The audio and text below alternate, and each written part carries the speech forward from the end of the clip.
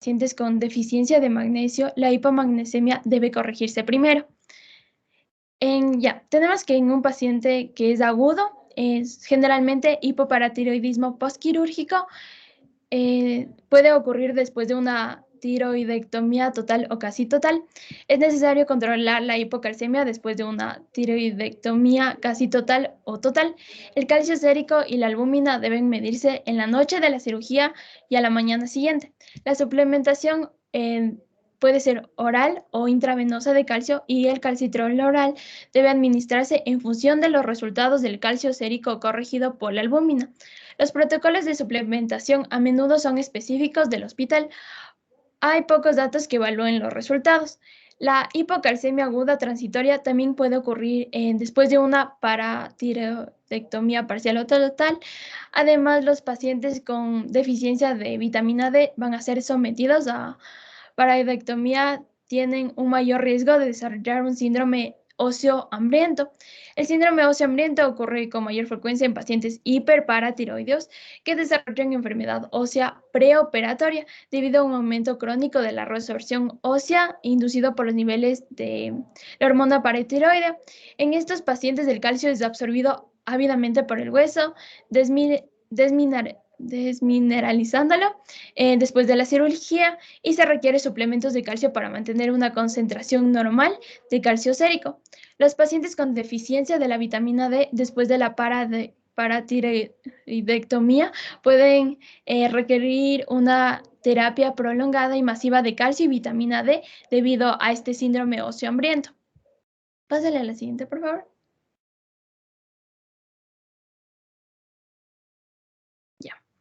Se sugiere que se debe comenzar una terapia intravenosa en pacientes con una disminución aguda del calcio corregido en suero menor a 7,5 miligramos por decilitro, incluso si son asintomáticos.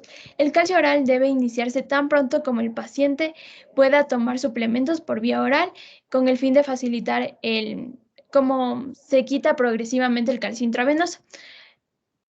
Los síntomas graves o disminución aguda menor a 7,5 miligramos por decilitro, los pacientes con hipoparatiroidismo agudo pueden tener una rápida disminución del calcio sérico y también de la hormona paratiroide, precipitando los síntomas graves. La terapia de emergencia está indicada en pacientes con tetania, convulsiones o intervalos QT marcadamente prolongados en el electrocardiograma, como vimos anteriormente, y también en pacientes con una disminución aguda de calcio corregido en suero menor a 7,5 miligramos por decilitro, incluso si son asintomáticos. El tratamiento en adultos inicia con la administración intravenosa de una ampolla de 10 mililitros de gluconato de calcio al 10% en 50 mililitros de dextrosa al 5% infundida durante 10 a 20 minutos.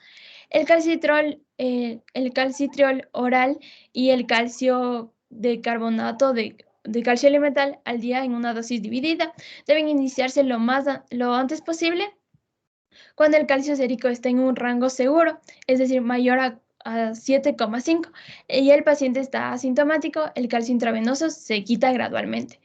El manejo agudo en los niños es con la administración intravenosa de gluconato de calcio a una velocidad lenta, mientras se monitorea de cerca la frecuencia del pulso y el intervalo QT.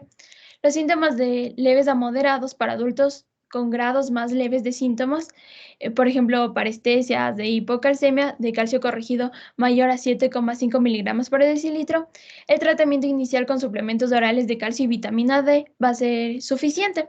La dosis inicial en los adultos es de 1 a 4 gramos de carbonato de calcio elemental en dosis divididas junto con el calcitrol 0,5 microgramos 2 veces al día. Si los síntomas no mejoran con el calcio oral, se requiere una infusión intravenosa de calcio. Para los niños con grados más leves de síntomas de hipocalcemia en periodo postoperatorio, el tratamiento inicial es con gluconato de calcio intravenoso infundido a una velocidad suficiente para mantener los niveles de calcio en el rango asintomático y bajo normal. También se inician citrato de calcio oral o gluvionato de calcio y el calcitriol. Cuando el calcio sérico es normal y el niño está asintomático, el calcio intravenoso se quita igual, gradualmente. El hipoparatiroidismo postquirúrgico puede ser transitorio, resolviéndose de 3 a 6 meses, pero ocasionalmente solo después de un año. Debido a que puede ser transitorio, los suplementos de calcio y vitamina D deben reducirse lentamente de 3 a 6 semanas después de la cirugía.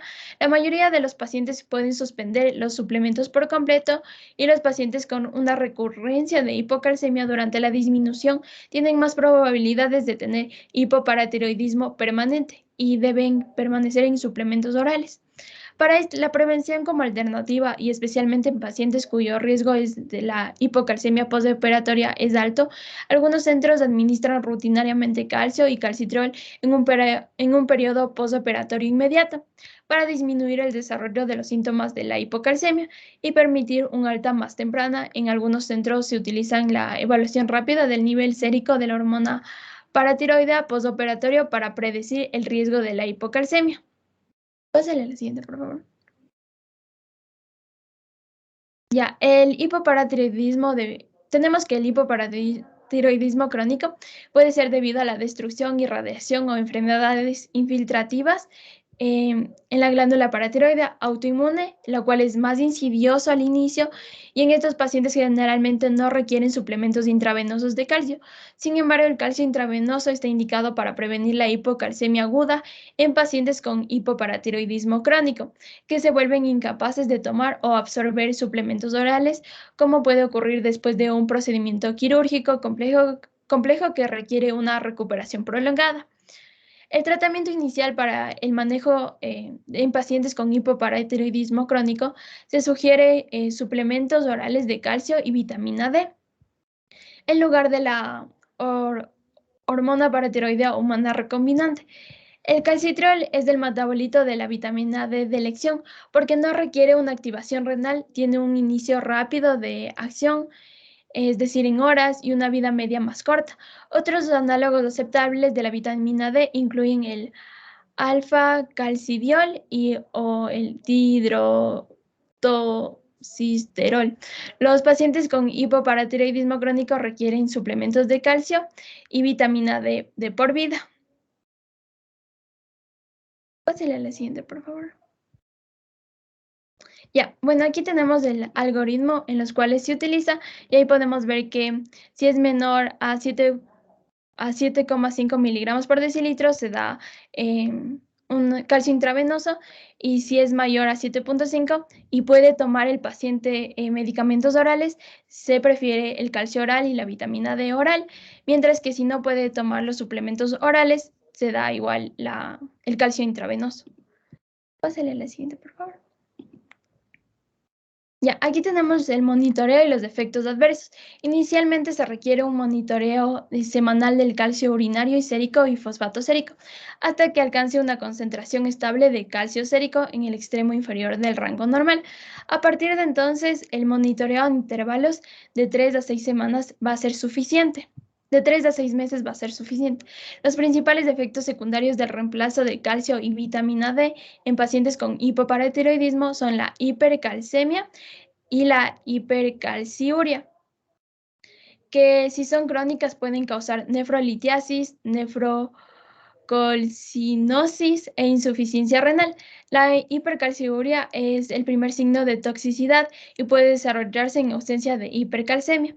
Estos pacientes van a carecer de un efecto estimulante normal de la hormona paratiroidea sobre la reabsorción tubular renal del calcio, como vimos anteriormente. Por lo tanto, excretan más calcio de lo normal a sujetos con la misma concentración sérica de calcio. Para prevenir estas complicaciones, la excreción urinaria de calcio debe medirse periódicamente y la dosis del calcio y la vitamina D deben reducirse si está elevada, es decir, mayor a 300 miligramos. El tratamiento inicial de la hipercalciuria en pacientes con hipoparatiroidismo está reducido la dosis de calcio y la vitamina D. Algunos pacientes van a requerir la adición de diuréticos tiacídicos como la hidrocloratiazida, la cual con o sin restricción dietética de sodio para disminuir la excreción urinaria de calcio. Una tiacida se agrega típicamente cuando el calcio urinario de 24 horas se acerca a 250 miligramos. En pacientes que desarrollaron hipopotasemia inducida por las tiacidas, es necesaria la suplementación con potasio o se puede usar un diurético ahorrador de potasio y magnesio, que sería la amilorida. Ya, pásale a la siguiente, por favor. Ya, tenemos como una terapia de segunda línea en vista de que el hipoparatiroidismo es una deficiencia hormonal. El reemplazo de la hormona que falta, es decir, la hormona paratiroidea, es una intervención potencialmente atractiva, ya que la adición de esta hormona humana recombinante es una opción para pacientes con hipoparatiroidismo crónico que no pueden mantener los niveles estables de calcio sérico y urinario con suplementos de calcio y vitamina D. Sin embargo, esta PTH recombinante aún no es de la terapia inicial debido al alto costo, la necesidad de administración subcutánea y la incertidumbre sobre la seguridad a largo plazo de la dosis de hipoparatiroidismo primario, ya que se ha relacionado esto en niños en crecimiento con mayor riesgo a osteosarcoma. Como como se explica anteriormente, la hormona paratiroidea va a estimular la reabsorción, sin embargo, también estimula la formación del hueso.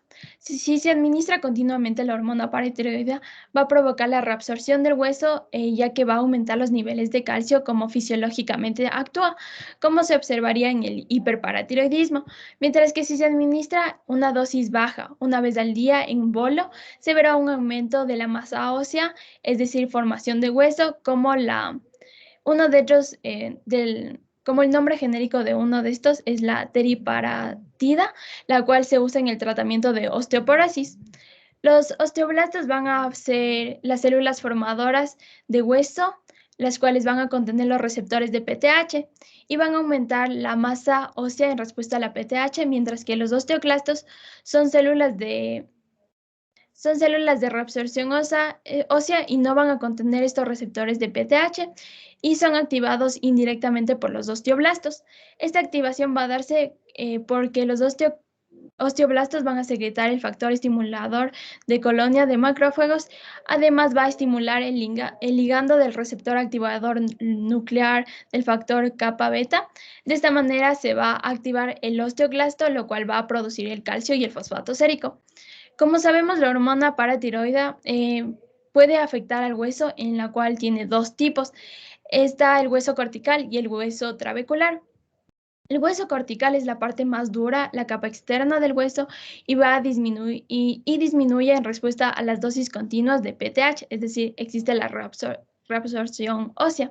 Y el hueso trabecular es la parte esponjosa, es decir, la parte de la capa interna del hueso, la cual responde a las dosis bajas de intermitentes de PTH y permite el incremento de masa ósea, es decir, va a haber una formación de hueso. La PTH recombinante es efectiva para reducir las dosis del suplemento oral de calcio y vitamina D sin alterar las concentraciones séricas y urinarias de calcio. Además, va a controlar mejor la hipocalcemia con un menor riesgo de hipercalciuria. Va a aumentar la densidad mineral ósea significativamente, remodelando los compartimentos trabeculares y corticales con resorción de los túneles de los compartimentos trabeculares. Estos hallazgos sugieren que la PTH restaura el metabolismo óseo. La dosificación y el monitoreo va a tener un riesgo potencial de osteosarcoma. Antes de administrar la PTH recombinante, se debe medir el calcidiol sérico para corregir la deficiencia subyacente de la vitamina D. Los pacientes deben recibir calcio suplementario adecuado y la vitamina D activa, como lo demuestran las concentraciones séricas del calcio, es decir, mayor a 7,5 miligramos por decilitro. Esta hormona recombinante se inyecta por vía subcutánea en el muslo cada mañana utilizando un dispositivo de inyección multidosis en pluma. La dosis inicial es de 50 microgramos. La dosis de calcitriol debe reducirse en un 50% al inicio de la hormona paratiroidea humana recombinante, mientras que la dosis del calcio suplementario debe mantenerse. El calcio sérico debe medirse dentro de los 3 a 7 días posterior a iniciar el tratamiento y la dosis del calcitriol suplementario y el calcio deben reducirse según sea necesario para mantener el calcio sérico dentro de la mitad inferior del rango normal. La monitorización semanal del calcio urinario y sérico debe continuar hasta que se suspenda el calcitriol y se alcance una concentración estable de calcio sérico. Si el calcio sérico no se puede mantener por encima de 8 miligramos por decilitro sin calcitriol, la dosis de esta hormona paratiroidea humana recombinante se puede aumentar en 25 microgramos cada 4 semanas hasta una dosis diaria máxima de 100 microgramos. Pásale a la siguiente, por favor. Gracias.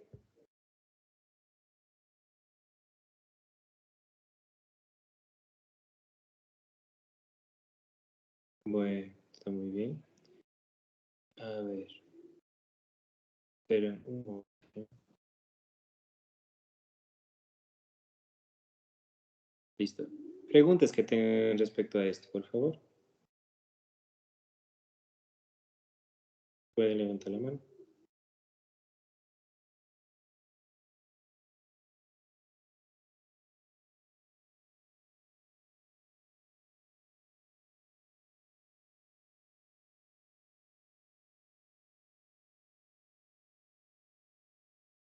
Valeria. Doctor, o sea, durante las tiroidectomías es inevitable que se pierdan las glándulas paratiroides. No lo es. O sea, depende de la experticia del cirujano. Se considera que un cirujano experto es aquel que hace al menos más de 100 cirugías específicas hablando de lo que es tiroides y eso considera que disminuye el riesgo. Como sus compañeros presentaron, se puede presentar un hipoparatiroidismo hasta en un 30%, pero ojo, eso se refiere a hipopara transitorio, no a hipopara definitivo, ¿ya? El hipopara definitivo es mucho menos frecuente. Generalmente lo que más frecuentemente ocurre es manipulación de las paratiroides durante la cirugía que provoca una deficiencia temporal de calcio, pero luego se termina recuperando. No es la regla un hipoparatiroidismo permanente luego de una cirugía.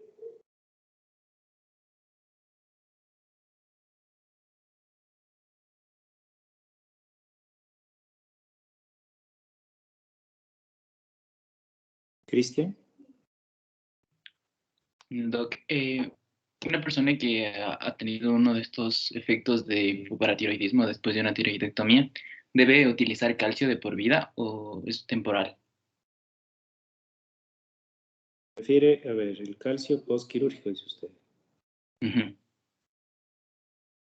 O sea, eso ya es un seguimiento clínico, ¿no? Generalmente el paciente que tiene un hipopara, luego de la cirugía, yo no sé si es transitorio definitivo. Entonces, ¿qué tengo que hacer? Tengo que empezar a hacer el monitoreo del paciente en el seguimiento y observar los valores de PTH. Los valores de PTH, aún con el uso de calcio y calcitrol, tienden a recuperar sus valores y yo voy a ir observando eso en los exámenes de laboratorio. Una PTH que inicialmente está suprimida en cero, empieza a tener producción y empieza a tener aumento de valores. Entonces, eso indica que yo tengo que ir reajustando las dosis de calcio, disminuyendo las mismas para de esa manera recuperar la función.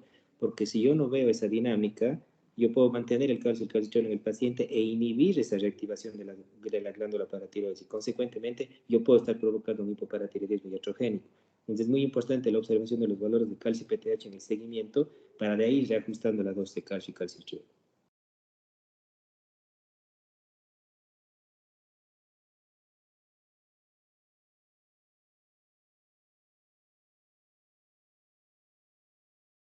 ¿Alguien más?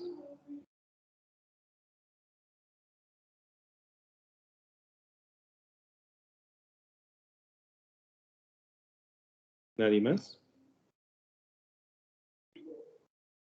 Ivone. Doctor, yo tengo una pregunta sobre la hormona paratiroidea recombinante.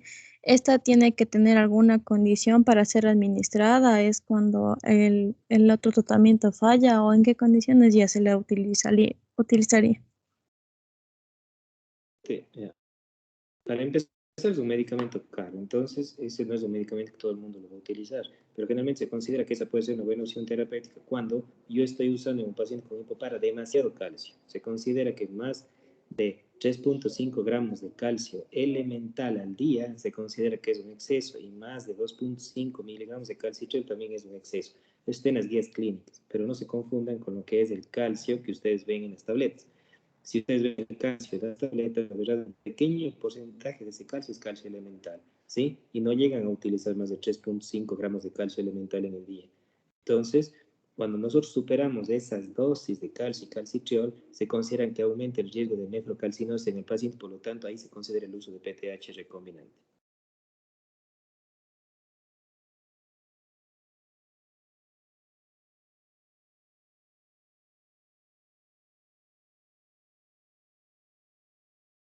¿Alguien más?